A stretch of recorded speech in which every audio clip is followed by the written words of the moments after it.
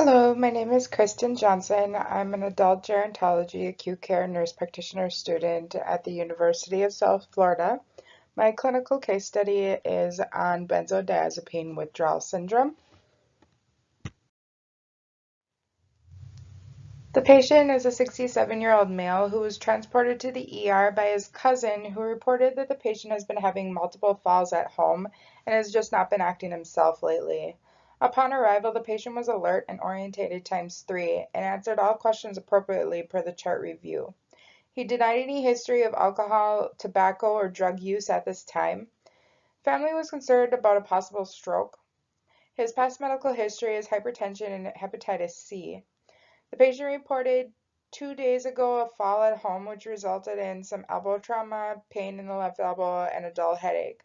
He denied hitting his head. The rest of the physical exam was otherwise negative in findings. Patient was admitted to the medical floor due to an elevated white blood cell count and hyponatremia and hypokalemia. Nephrology was consulted for controlled electrolyte correction. And patients started having seizures on day 3 of hospitalization, which resulted in an upgrade to the ICU due to a Glasgow Coma Scale of 9. On day 7, psychology and neurology were consulted to assist in identifying the source of declining mental status and state of delirium.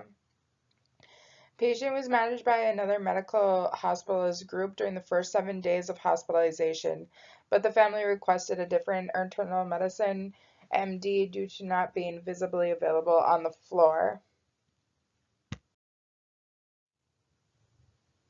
On day 7 of ICU, family voiced concern due to acute mental status changes since his admission. And per the family and the healthcare staff in the ICU, stated that patient was even speaking full sentences yesterday and was a little bit more alert. And prior to admission, he is independent and living alone at home. On day 8 of the ICU, patient was more alert and verbally denied any recent travel, illnesses, fever, malaise, weight loss, change in medications, or lifestyle. He denied any alcohol use, but stated he does smoke marijuana daily. And he also stated that he uses Xanax at home for sleep.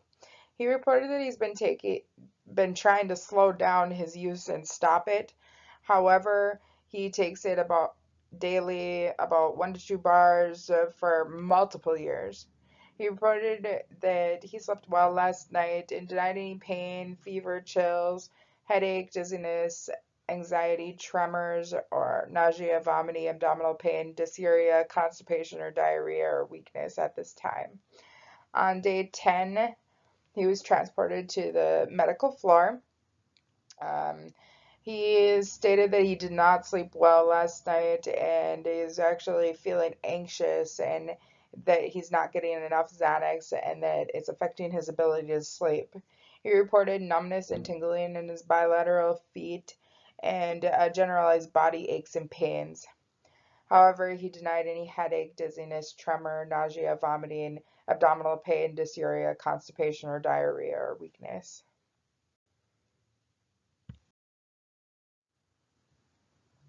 Patient progressed on day 7 in the ICU from being nonverbal, appropriately responding to yes and no questions by head nod, and displayed a visible bilateral hand tremor. To day 8 in the ICU is verbally responsive and speaking in full sentences, answering questions appropriately. He was alert and orientated ×3 and was able to recall the time once he was reorientated to the time. He continued to have a mild tremor in his bilateral hands, but the rest of his physical exam was pretty much negative. Patient was downgraded to the medical unit at this time. On day 10 on the medical unit, he was alert and orientated ×4, and physical exam was negative. Vital signs, the blood pressure was in wide ranges, but reached the highest of 200/192. The pulse ranged within normal limits to tachy 110s. And O2 sat remained in the mid 90s, and temperature ranged from 97 to a max of 101.5 degrees Fahrenheit.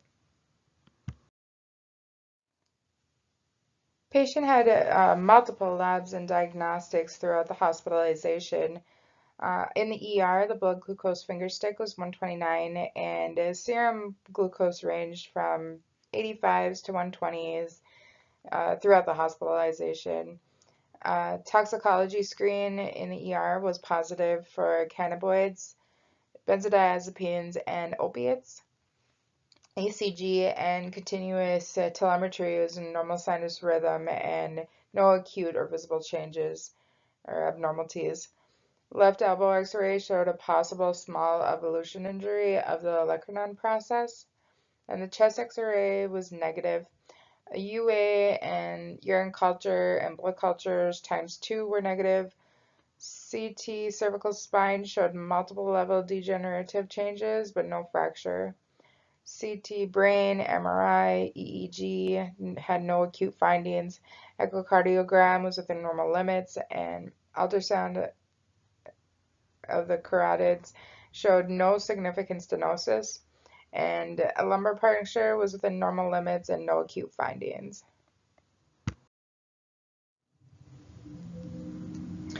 Labs were drawn frequently throughout the patient's hospitalization. Complete blood count, white blood cells were elevated in the initial days of admission and then trended downwards. Total neutrophils were 14.24 and were high on the first day of admission, and then decreased to within normal limits throughout the stay. Hemoglobin ranged between 8.8 to 11.9, platelets 132 to 364. Chemistry was very closely monitored, drawn every 6 hours to trend and maintain a controlled and slow elevation of the sodium and potassium to meet goal at timed intervals. On admission, his sodium was 114, and it was very slowly elevated and met each goal each day and maintained within normal limits. Potassium was also elevated slowly and maintained within normal limits as well. Anion gap was 14, was high, but the gap closed within a day or two of fluids. Liver function was monitored, a bilirubin of 0.8, and AST ranged from 21 to 38, ALT ranged from 11 to 59, and ALK phos ranged from 6.5 in the beginning to 0.5.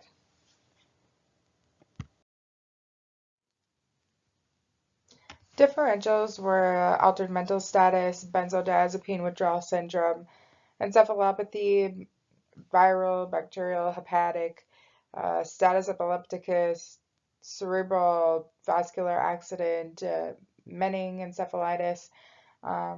Time-sensitive and most life-altering medical diagnoses were ruled out first by H&P and diagnostics, and then process of elimination brought us to the conclusion of altered mental status secondary to benzodiazepine withdrawal syndrome.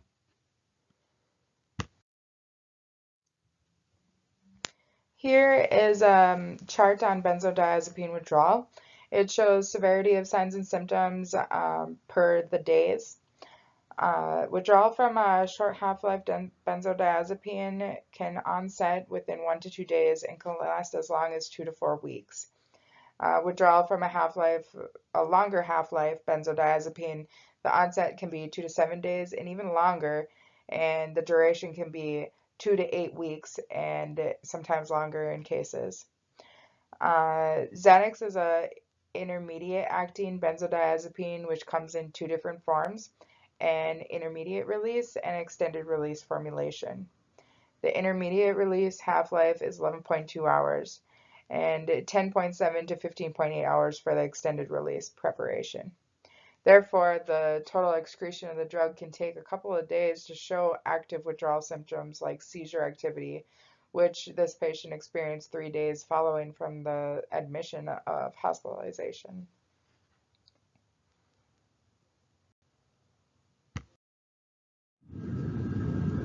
Medical management of benzodiazepine withdrawal syndrome includes discontinuing Xanax use um, with only really one recommended method, which is by Xanax taper under medical supervision by a medical detox. Patient was started on safe Xanax taper regimen 1019, Xanax 1 milligram 3 times daily for 2 days, then decreased to on the 21st to 1 milligram twice daily, and on the 24th 0.5 milligrams twice daily, and 28th down to 0.25 milligrams twice daily prior to transfer to an inpatient rehab. Uh, Pharmacology is based upon symptomology for withdrawal symptoms. Patient did have a seizure, so he was started on anticonvulsant Keppra, 1,000 milligram loading dose, then 500 milligrams every 12 hours, initially IV and then PO when mental status was increased. Um, Lorazepam is given 2 milligrams IV PRN seizures lasting greater than 5 minutes.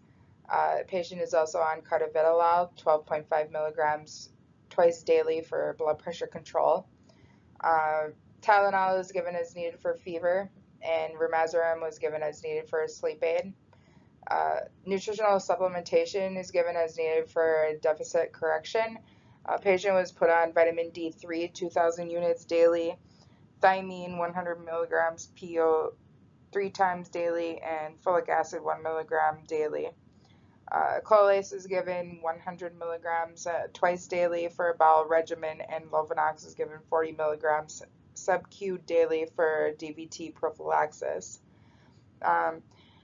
Patient was referred for support groups, and he was transferred to inpatient rehab for physical therapy and occupational therapy. And he's also referred for outpatient psychiatric follow-up once he is discharged from the inpatient facility.